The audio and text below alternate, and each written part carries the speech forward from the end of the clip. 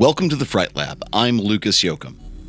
It is entry number 30 out of 31. That's right, 31 days of Halloween, 31 days of horror, 31 for 31. We are just about to knock this thing out. That doesn't mean that the movie we're talking about tonight is somehow any less important. In fact, no, it's always good to finish strong, as they say. I think this and the movie we're going to talk about after this, about as strong of a finish as you can ask for. That's right. Tonight, we are going to talk about the J-horror Dark Horse classic 2001's Pulse, or as it was known in Japanese, Kairo. The plot of Pulse is shockingly simple, maybe deceptively simple even. So we'll lay it out. There's a sinister website, an inquisitive group of young college students, a spooky instant message thing that keeps happening, potential existential threats. Yeah, I know, that sounds a little vague. That doesn't sound like the formula for a great film. But you know, I've got to disagree. Let me say this up front. I really like Pulse, but there's a problem. I don't know that I had seen Pulse before now, even though I'm fairly convinced I did. As some of you know, in the early 2000s, there was a bit of a boom in the J-horror world, Japanese horror, as well as Korean horror, and more horror from around the world, but especially Asia, found its way into the U.S. And other international markets, of course, but primarily for our argument here into the U.S. And the U.S. market for J-horror was very interesting. You know, movies like Ringu became Gore Verbinski's The Ring, and Ju-on became The Grudge. Both of those movies they're probably the best known and best received of the bunch, for good reason. I mean, Ringu, while not my favorite film, is a very, very good horror movie. And Ju-on, oh man, I love Ju-on. The Grudge, the Americanized revision of it, it's such an interesting beast because it's essentially the same film with mostly the same cast and crew, same director, the whole nine.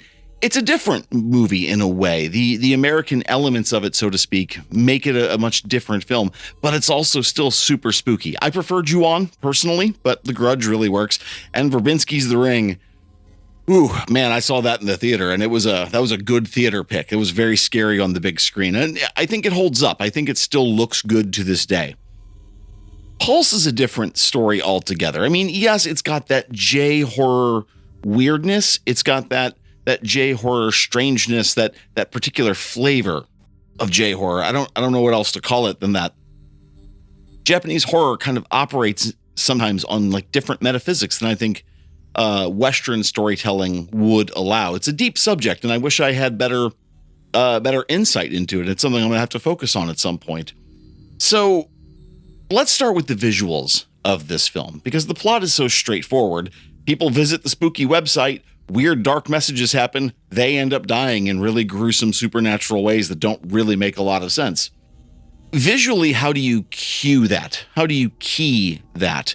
What is the way you use a visual language? Well, they chose the most haunting wide shots that they could possibly come up with. It's almost Hitchcockian in a way. It for some reason makes me feel like I'm watching a Hitchcock movie, or I don't know, maybe a little Kubrickian in a particular way.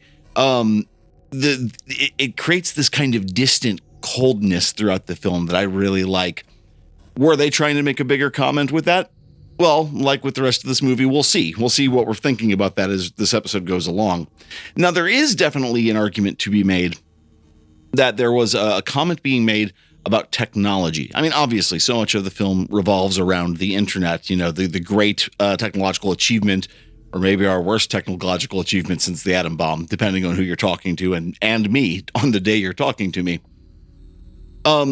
Japan in the 80s and 90s and into the 2000s was still the technological giant on the planet. History has moved on since then, and it's more spread out across the world in places like China especially. But Japan was the technological center of the universe at that point for us. So this and a movie like One Missed Call, you know, which has to do with cell phones, has so much to say about technology. And I wonder if a movie like One Missed Call or Pulse could be found elsewhere on another continent. Could this movie have been done from a different culture, from a different time period? I don't think so, but I think it's an interesting question, and one that smarter people than me are definitely going to have a conversation about. Okay, so this movie also has the distinction of having a single scene in it that I think is one of the most bone-chilling in all of Japanese horror, and maybe kind of horror broadly. A man enters an abandoned apartment and things go wild from there. I don't want to spoil the scene for you. I definitely want you to go watch Pulse. So I'm going to leave that scene alone, but I will say in the show notes, there's going to be a link to a video essay on YouTube. If you're not going to watch Pulse for some reason, which I think you should, but whatever, it's up to you. You should watch this breakdown of this scene because it so beautifully explains how incredibly weird and innovative the horror in this movie is. So going back to Ju-on and Ringu as it relates to Pulse, I kind of understand why they were the bigger of the three films that I listed. You could also lump in Noroi, The Curse, Suicide Circle, Battle Royale. Movies like that definitely kind of fall into that same time and place. I can see why Ringu and Ju-on did better. I think something about the stories, wild though they are more approachable.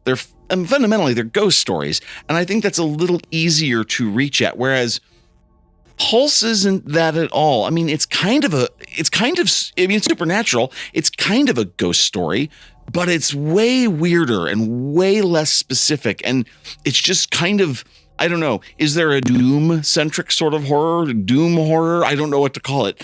It is just the most Doom-inspiring thing. It's kind of a wild circumstance there.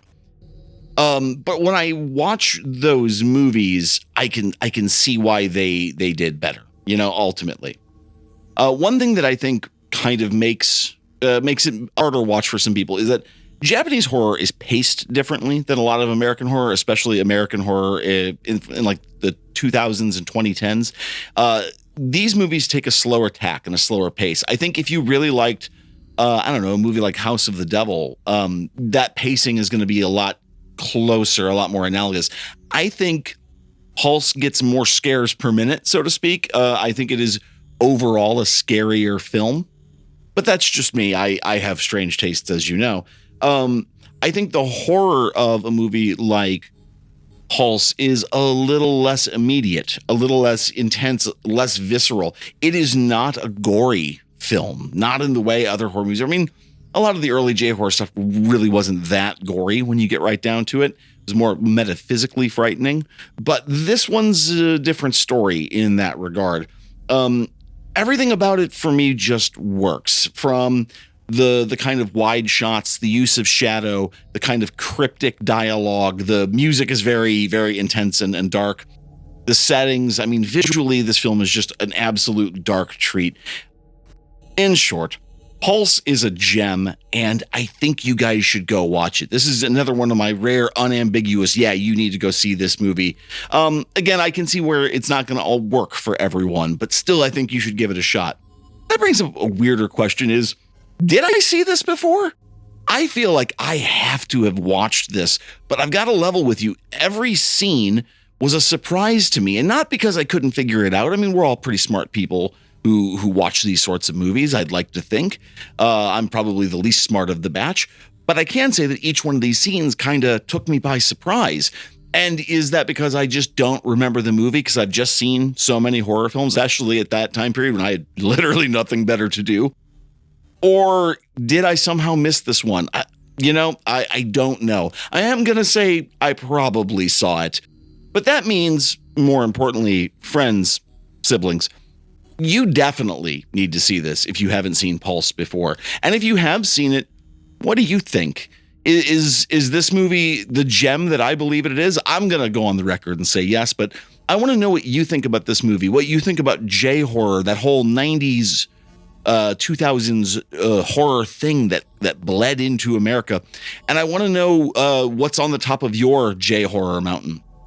You can let us know all of that information and more if you want to share it by reaching out to us at The Fright Lab podcast at gmail.com. We can be found on all major podcasting platforms, also YouTube, Discord. Eventually, I promise, I'll get back to Letterboxd after Halloween, guys. I'm going to do my best, I promise. We can also be found just about anywhere online. We have a website, as most of you know. I'm not going to belabor your point because it's time for you to turn this off and go watch Pulse. Seriously, don't waste any more time. Go do this. Get it in before Halloween. And if not, well, I'll forgive you if you watch it on like November 3rd or something. So, in the meantime, The Fright Lab is written and researched by me, Lucas Yoakum, and it is edited and beaten into shape and most of the time co-hosted, though not recently just because of these short episodes, by the one and only Joseph Wren. We appreciate each and every one of you, and we'll talk to you all again very, very soon. Guys, you're so close to Halloween. Can you feel it?